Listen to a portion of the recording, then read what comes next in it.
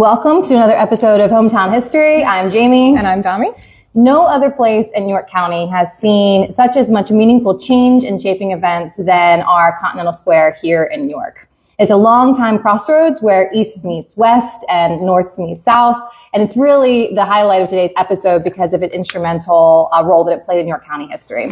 Thank you to Peter Batros for hosting us tonight. We are down at the Shine Music Foundation in downtown New York, right in the square in the southeast quadrant, and he's doing amazing work down here. He offers a lot of music education for at-risk kids, and he's out there teaching and mentoring and just doing great things. So Peter, thank you so much. We're really honored to be in this site. Yeah, absolutely. So tonight's title is called In the Middle of Everything, York's Continental Square's Central Role in York County Story. I like it. It's almost like we came up with the title. Yeah. Well, Jim, our amazing behind-the-scenes editor, who's great at headlines, is just awesome at keywords, too. And if you watch Hometown History, you know we always have an agenda to set you up with what we're going to talk about tonight. So first, we're going to start with the original settlers and the foundation of our town's courthouse and market sheds. And then we're going to talk about Continental Congress, followed by William Goodrich and an architectural dispute.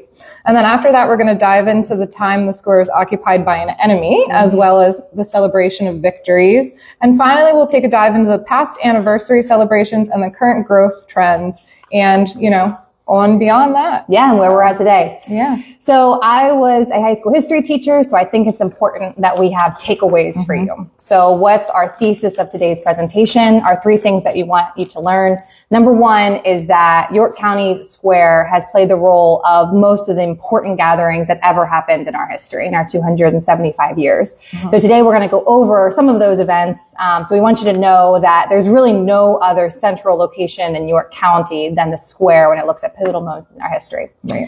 The second is that in 1972, there was a new road that was built, and that is Route 30. And after Route 30 went in, it fundamentally changed the square. Yeah. People started moving north, and it took the focal point away from our downtown district. So that changed everything.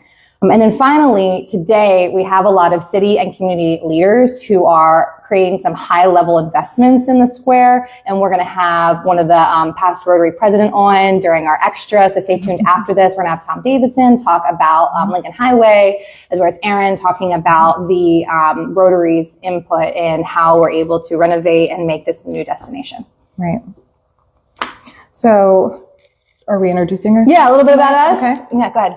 Well, I'm Domi, and I am a Third Circuit Court of Appeals librarian for the Middle District in Harrisburg. And in my free time, I run Preserving the History of Newburytown, and I reenact the Civil War with the 87th PA. Free time. You spend hours. I don't know what free time is. I just made that up. Yeah, she is dedicated There's no to it. free time, but I like it. And Civil War reenacting is coming to an end. Now that the summer's over? Or? No, we go until November. Okay. Yeah. All right. So the wool uniform's a little bit more comfortable. It is, yeah. I like the winter events.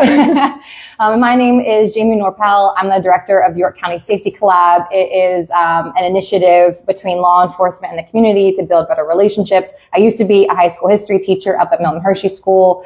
And I have a blog called Wondering in New York, and Jim and I co-run a website called Witnessing New York. So we dabble a lot in history. Yeah. All good things. So we're going to start with the origins of Center Square. So we're taking it back to the very beginning.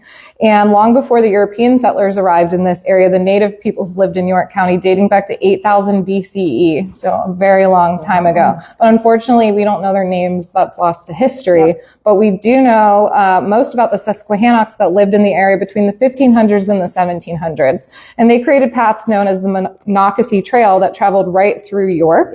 Yeah. And then possibly it traveled through Continental Square, but we don't know that for sure. Yeah. But I mean, conjecture, you can imagine that it probably pretty close. Did. Yep. Yeah. Yep. So after we had Native Americans, we had the original European settlers. So you can see from this map, Pennsylvania was mostly settled by the English and the Germans and the Scots-Irish. Now this map oversimplifies. We know that we have Scots-Irish here in New York, but this is just a general idea of kind of where people settled. Yep. So the first settlements would have been along the river in the 1730s, but it didn't take long for them to migrate in and occupy what is today Central Square, or Center Square. So this map shows you the metropolitan area of York and where people built. And it also shows you this nice big line of limestone that goes through our county. So I'm an agricultural historian. That's what I wrote my dissertation on. And I just found it slightly ironic that, so limestone is a fertilizer. It helps plants grow. Plants need it. And we have this beautiful vein of limestone that goes right through the square. And so our buildings and our roads are on the most fertile soil that we have in the county. I'm not proposing we knock them down and turn it all to farmland. But as far as like long-term soil planning, probably wasn't the best location. If only they knew. Yeah, right. So in 1749, York officially separated from Lancaster. Woohoo! Go York! White Rose. And in fact, York County is celebrating its 275th anniversary this year. And that's going to blend into the 250th anniversary of the Declaration of Independence and the Articles of Confederation in 2026 and 2027. Yeah. So we're going to be partying for like 3 years straight all here these in York. anniversaries. It's really an excuse to celebrate history, right? I love it. I think we should do it more often. By the mid 1750s, the Center Square hosted our seat of county government. Locals then built the York County Courthouse and nearby jail, which we're going to talk about. There was really, before this, no formal way to keep the peace when there were some disputes. So the courthouse signaled the need for law and order and to curb against crime. So the first courthouse was 45 feet by 45 feet, and it served for many years, like we said, to resolve disputes and really keep justice. As someone that works in a courthouse, that's not very large. Probably not. No.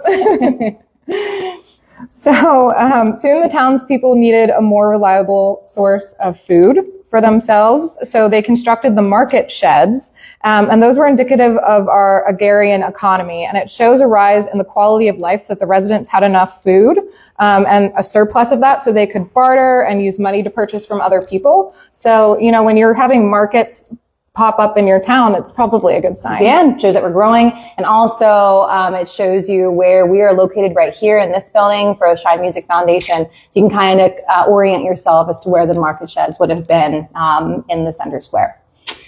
Yeah, so the Center Square market dates back to 1755 with a charter with the governor of Pennsylvania. And in that charter, it says that they wanted to have a public market established within said town of York for the better supply and accommodating them with good, wholesome provisions. I like it. Wholesome food, probably Doritos and Oreos were not included in that.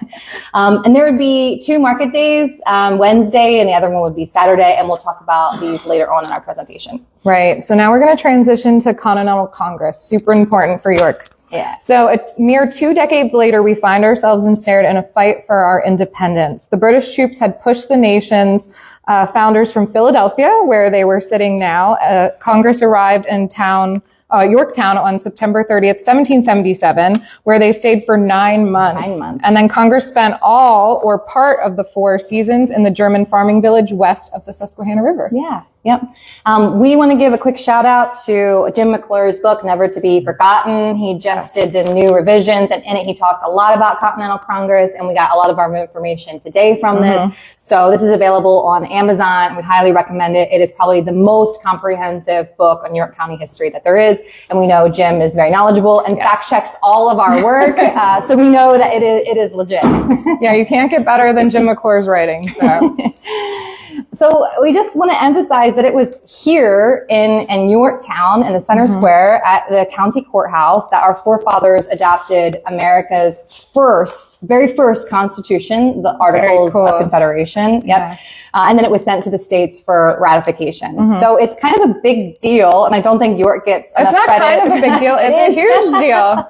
This is the first document that established the United States, like written right here. I know. Yeah. We're very lucky to be centrally located where history was happening. Mattered. Yeah. So this is, like I said, our national government, and we declared our independence from Britain. And so, Dami and I just want to highlight how important this is, because we had 64 members from Continental Congress come here that were representing the 13 different colonies, like around the area. And these guys had, death sentences, right, out for them. People were trying to get after them for treason, and they chose York to then create this document that changed our nation forever. Yeah, very cool. So between the Articles of Confederation and a rare Continental Army victory in Saratoga, New York, France joined us as an ally. So thank you, France. And that visit put Yorktown in the national spotlight, and it left a legacy that we still, view with pride today in York. You can go take tours down there at the Colonial Complex. So we still talk about it a lot.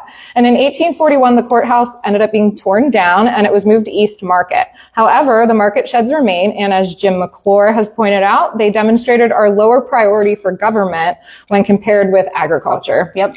And of course, we had to throw in a Lewis Miller painting. Our favorite. If you've never watched Domi and I before, we always include Lewis Miller. He was an artist at the turn of the century in the 1800s, and he documented just things that were happening. A really real life look at York. Just what it, So now let's talk about one of the tallest buildings in New York that was right in the center square. So this is William C. Goodrich. And there you can see the arrow that's pointing into the northwest quadrant. That was, like we said, the tallest building at one time. Now he was a prominent black businessman, and he was born into slavery. Yes. So at 6 years old, he came up to York and he worked for a tanner named Reverend William Dunn. He was an indentured servant. But the deal was at 16 years old, he was given his freedom, but he had to continue working until he was 21. And when he turned 21, he got a suit of clothing and a Bible. Not a lot to start your life. No, it's not. No. So even though that he was born into slavery, Goodrich rose in York's developing merchant class. So he started as a barber, and he opened up a barber shop, and he also sold confectionery and wooden toys. He rented stoves, he marketed animal hides to tanneries, and he distributed newspapers. So he was sort of a jack of all trades during that time. Gotten into a bunch of different things. William Goodrich's most impressive enterprise was this public building here at the Center Hall. It was an impressive 5-story emporium, like we said, on the northwest corner of Center Square. At the time, it was a real skyscraper. Yeah, 5 stories. By their standards, that was a skyscraper. I bet people talked about it falling down. It's too big, and how did they get that up there? Yeah. Like Domi said, the Goodrich Emporium would have housed his barbershop, one of his first enterprises, newspaper distributor, and then a retail store. You can learn more about this. Domi and I did an episode on William Goodrich. We have a YouTube channel, so you can go back and watch it at your leisure. That was season 3, episode 1. We're now in season 4. We're trucking along. I love it. So another businessman named John Hartman wasn't going to let this stand. Nope. He wanted to be bigger and better. So he built a 6-story structure with a vow that no black man should own the highest building in town. Yeah. So it was rooted in racism. Yeah. What a jerk. So here's a sketch of which is the southeast corner of the square, and it stands today after gaining and losing stories over the years. So that's kind of, I'm picturing it like 6 stories. Now it's 7. Now it's back down to 5. So George Prow called Goodrich a man of tact, intelligence, and aptitude combined with energy and perseverance. And today his building is the location of Iron Horse, if you've ever been there. And it also was the site of Bear's department store. So that's a throwback for people. If you're watching online, comment and tell us if you went to Bear's. Oh, yeah. Or if you eat at Iron Horse. Oh, very cool. Yeah.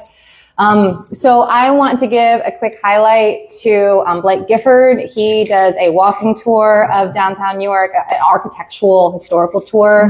Otto and I did it last weekend. We went to the Saturday one at 11 a.m. And he talks a lot about the courthouse and these buildings and how they've changed over time. And he's done his research. I was there. I was totally fact checking. I was like, and he was right on everything. So kudos to Blake. Jamie's got her textbook out. I was like, he started talking about things. I'm like, is that, oh, okay. All right. He's done his research. And I learned a lot. There's a lot of things I did not know. That's good. I appreciate his architectural knowledge. Stumped the historian. Yeah, he's doing a great job.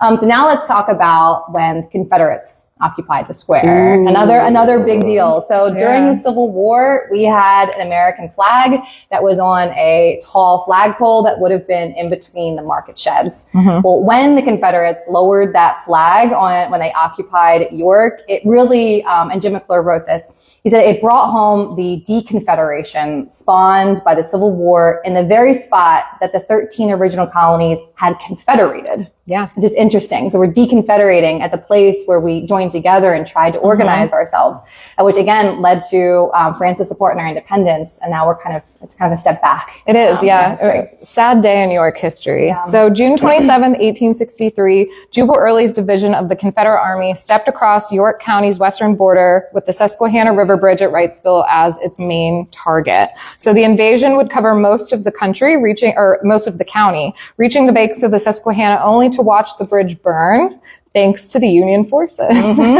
Go Union forces. And you can watch and learn more about this from our hometown history episode that we did on YouTube. And you can see that we have historian Cody Esch with us from Seminary Ridge.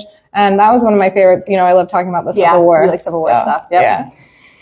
So York's surrender on this day really launched us into a controversy that later subsumed a lot of the York area's considerable Civil War achievements. And then our contributions to the Civil War's past was really largely unexplored in the 20th century. Historians ignored it. All in the 1900s, we really didn't talk about it. Right. And thanks to Scott McClure and Scott Mingus. And they have written a lot of books on this. And so we were able to talk about it now. And including the root cause, right, which is slavery and racism. And I feel like it's better understood now. Oh, yeah. Yep.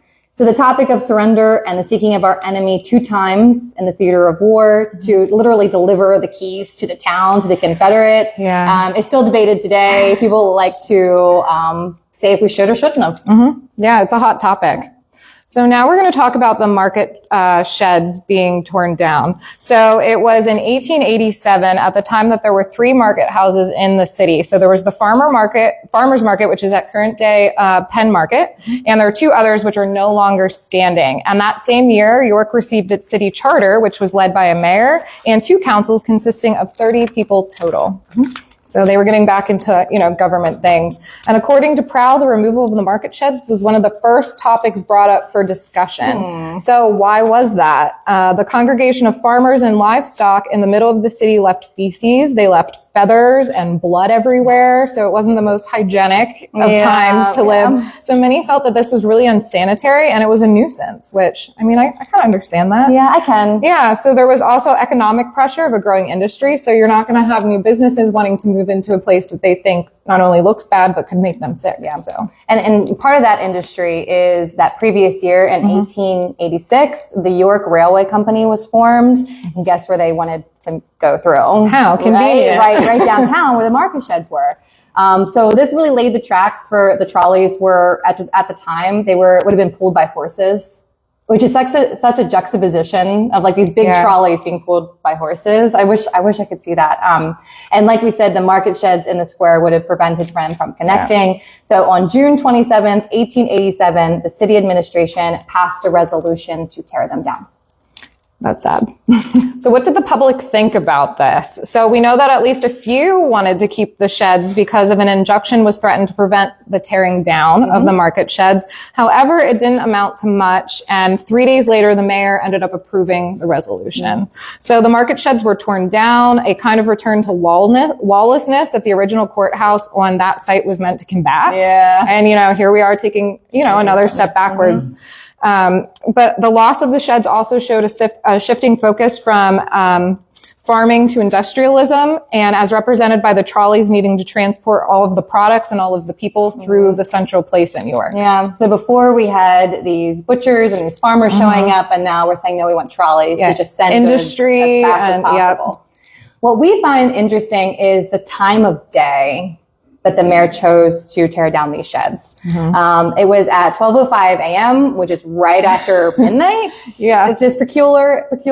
It took another 2 hours, though, for them to start the deconstruction process, because does anyone remember what was close to the sheds?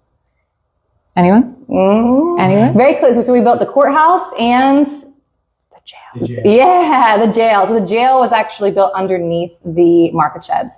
So there were 2 guys down there that were presumably placed for public drunkenness. So they had to get them out and then start the process. You're just in jail and all of a sudden they start tearing the whole thing down around you. You're like, what's going on? So There was close to 150 years ago, so there were no excavators or dump trucks to help with this initiative. So instead, 20 men used 7 mules and 3 horses to pull apart the wooden structures. So despite it being in the middle of the night, the police were there to keep order, and there is a pathway because of the crowd that had gathered. So there was a lot of people, gathering around. Why are you guys pulling down a shed at 12 a.m.? So apparently someone then pulled a fire alarm that was mounted on a flagpole located right between the sheds. So too bad that we can't talk to that person. I'd love to ask them, like, hey, what were you doing out there?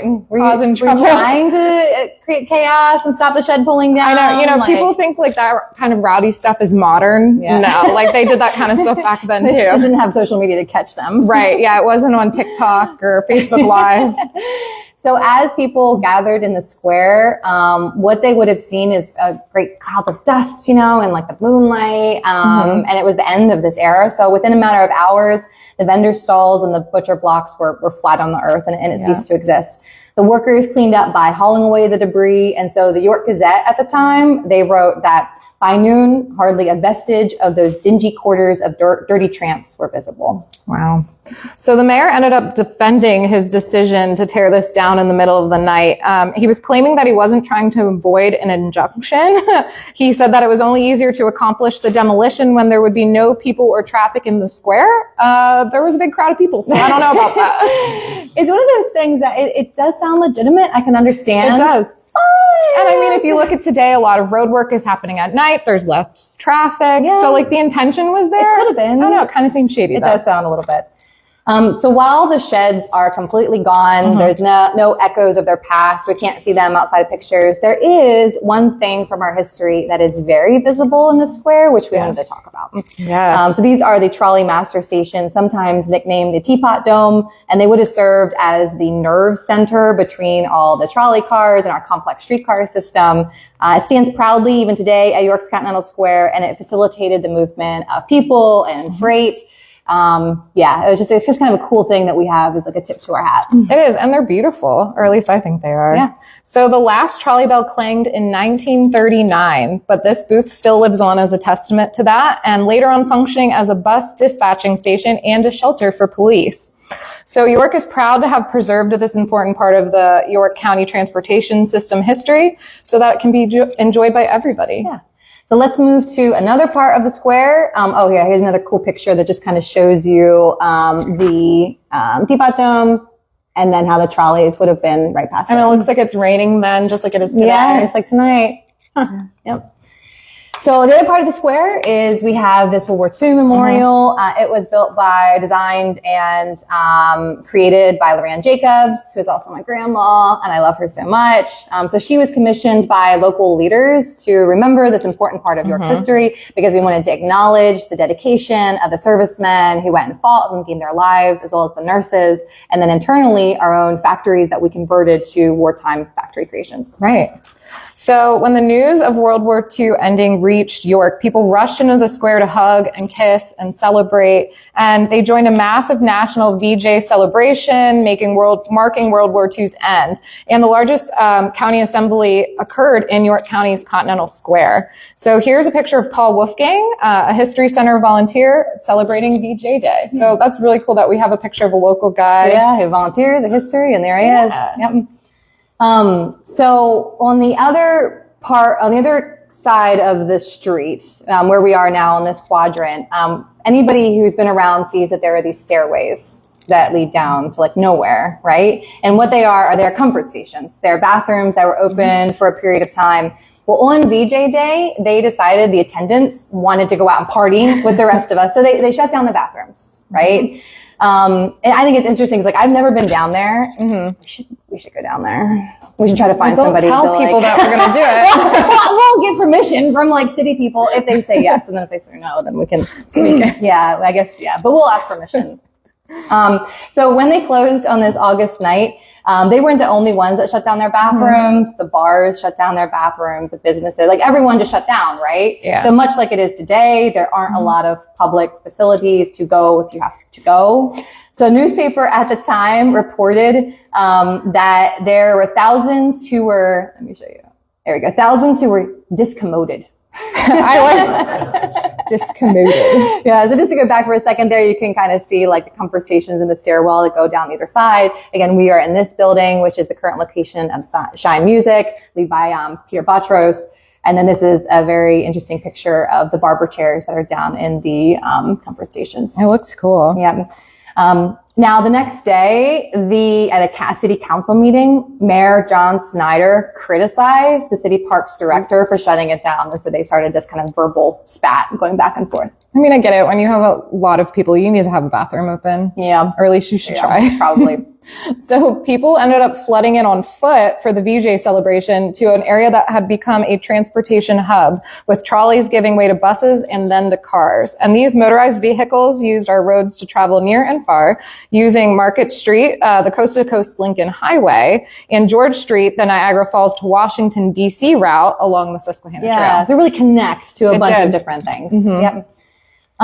So we just talked about World War II and how we did a lot to support the war, but actually post-war prosperity is one of the reasons why York almost died, like the downtown York. Yeah. So in 1962, local officials wanted to bring back like the day walkers, right? We're not talking about the vampires, but pedestrians and shoppers, because after World War II, we have the birth of suburbia, the GI Bill, people are building their houses, they're outside of the city. So then what follows them, but the economy, shops now move out of the city. This Main Street America kind of disappears. And so we want to bring people back to the downtown. And this is again in the 1960s. So this is when the city decided to put in these beautiful plazas that we have. So I think like a lot of us take for granted that when you walk through the city that you just think, this is how it's always been. Right. Like it's always been this way, and it hasn't. Like this is intentional design, pedestrian design, to bring more people into the downtown. And this is known as a diamond square, and it's really not unique to York. Right. So there are dozens of squares across the Commonwealth that have these cutouts to make room for pedestrian activity, including market stands and community events. And this and the subsequent widening of Market Street sidewalks discouraged automobile and truck traffic as a way to go from a pedestrian-friendly outdoors mall to combat the suburban retail centers cropping up on our former farmland. So now let's go back to the courthouse for a second. Oh, and it just shows you also another cool picture of the downtown. Yeah. Shout out to Retro York. There are a lot of people who like to share pictures on there. And so we encourage people, if you have cool pictures of the downtown, especially historic ones, go on there and share. Yep. So back to the courthouse. So the county government was founded in the first place out of public safety, right? So we have this growing government, but if you're from York County, you know that there's concerns about if the government gets too big, which is why we have 72 municipalities in York County and lots of different boroughs and townships and just like that small local government. Hard to keep up with all of them. And historically, we voted Democrat, which, you know, historically, they would have been like the Jeffersonians who were against big government. Yeah, so now we're going to transition into the celebrations. Oh, did I skip something? Sorry, everybody. I'm famous for skipping things on the show. So despite the anti-tax sentiment, we kept building bigger courthouses, including one that was just devoted to the courts. So the county government and the court system were the reason for the country's founding. So we're growing despite ongoing concerns against government spending. So it's kind of like, can't make up our minds. Yeah. So, and now we're going to transition to the anniversary celebrations. Yeah, and just giving you a quick picture of like, this is the courthouse and how big it is. It's very different in the past 250 years. Yeah, to go from that little like one story, probably like 45. One room. I think a couple stories. Yep. So one of the first celebrations is in 1887. This is when York became a city, right, to celebrate after arches would have been erected on each of the square's 4 entry points. There was a streamer that was attached to the flagpole, that one that was in the center of the shed, the one that the Confederates used to take down. So they would have had streamers to those, but that flagpole has since come down and nothing has gone back up in its place. It's a shame. We should put the flagpole back up. Right in the middle of square. Like, people are driving. We're like, what is... Oh, yeah. Just go around it. The smallest roundabout in history. No, that's not a good idea. People around here don't like roundabouts. So in 1899, the square, with the larger Dempwolf design arches, hosted multiple parades and a large celebration, the largest celebration yet in York County is 150 years. Yeah. I would have loved to see this. That's kind of exciting. I mean, it's beautiful. The next, here's another one of 1899 and those gorgeous arches. Next one I don't have a picture for is in 1927, paintings by a lot of York County artists were attached to the poles that are around the square to celebrate the 150th anniversary. Very cool. Yeah. This one's the 1999 one. So this is celebrating the county's 250th anniversary parade, which touched the fairgrounds that passed through the square. Nice. Yep. All right.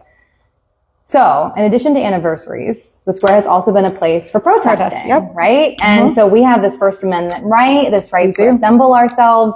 And so we would be remiss if we didn't talk about how we've exercised a lot of our rights down here in Continental Square. So in June of 2020, we had the Black Lives Matter protests that gathered. The movement had been going on for years before that, but it was when George Floyd was murdered in Minneapolis by police officer Derek Chauvin that sparked these global protests. So here in New York, it was no different. There you can see the teapot dome behind it.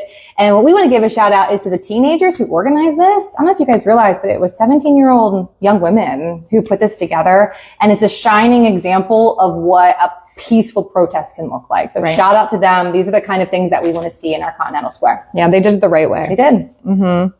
So we're going to talk about York growing beyond the square. So in the past dozen years, events, entertainment venues, and cultural life grew in the arts and the Market District. And we're talking around Beaver and West Philadelphia streets and in Royal Square District around King and Queen streets. And each grew without a dependence on the square. So it's not just the square. There are things outside of it. Yeah. In fact, if you're from this area, you know that for a while when you were the downtown Center Square and you were trying to go to these districts, that sometimes it was ill lit and there wasn't a lot of good visibility. Right. And so a lot of people were scared to walk downtown. But thanks to the Yorktown Hotel, and this becoming kind of like a light beacon, it kind of helps people as they're traveling through. And if you look north, we also have the Rev Stadium. Today, you know, it's Wellspan Park. But between that stadium and the courthouse, that's more north, and Susquehanna Commerce Center Towers, like things are moving out of the square. Yeah. And it's brighter and it's more lit up and pedestrian friendly. Yeah. So today, Continental Square with its recent facelift and the beautification project via the York Rotary and the city addressed long overlooked cosmetic and structural issues in the square, marking a high profile investment where east and west have long met south and north. Yeah. So again, as we're wrapping up here, the square, we are going through another identity change, which gives me some security to know that this is not different, right? We've been going through these changes now for hundreds of years. So today we're looking for, you know, new identities around creatives, artists, recreationists. And again, it's this connector between the Market Art Districts, the Rail Trail, the Yorktown, and Royal Square.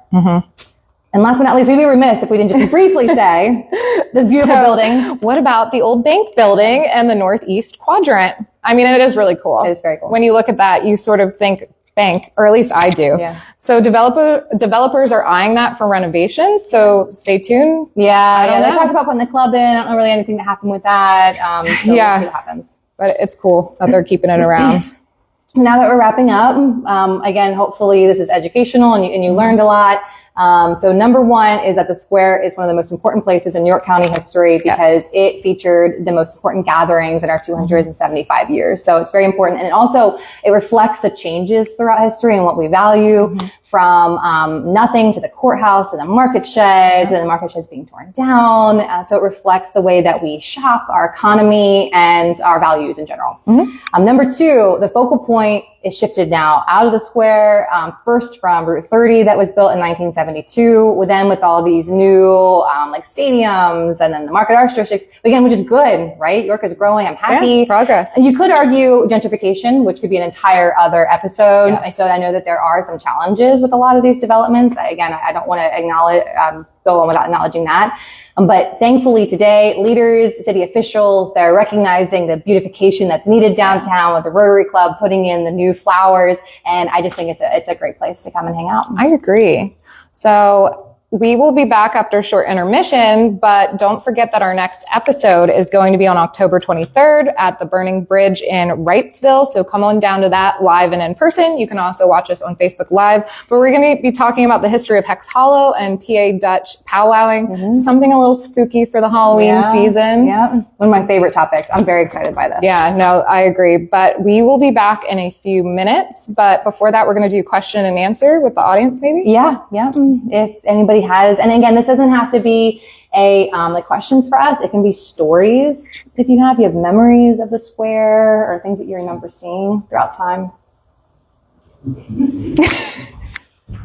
Two things. I remember as a child visiting the downtown department stores with my mom, Bears, Henny's, McCory's.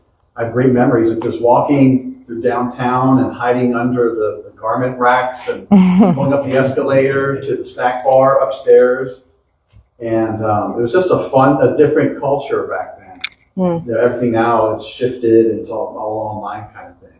That was a day that, you know, like you say, York wasn't beautified like it is now. You didn't have the sidewalks, the trees. So I don't think we necessarily appreciate what we have now. Because like you say, back then it just wasn't anything like it is today. And could you share a little bit? You contribute to the York economy. Could you share a little bit about your artwork? Sure. I have a store inside Central Market. I started a photography business years ago called Inspired Images. I photograph this beautiful city, and I sell prints for people that want to display our beautiful city in their homes and businesses. So I sell canvas prints, matted prints, metal prints. I've morphed into selling merchandise for local tourists and natives. Everything from postcards to t-shirts to hoodies.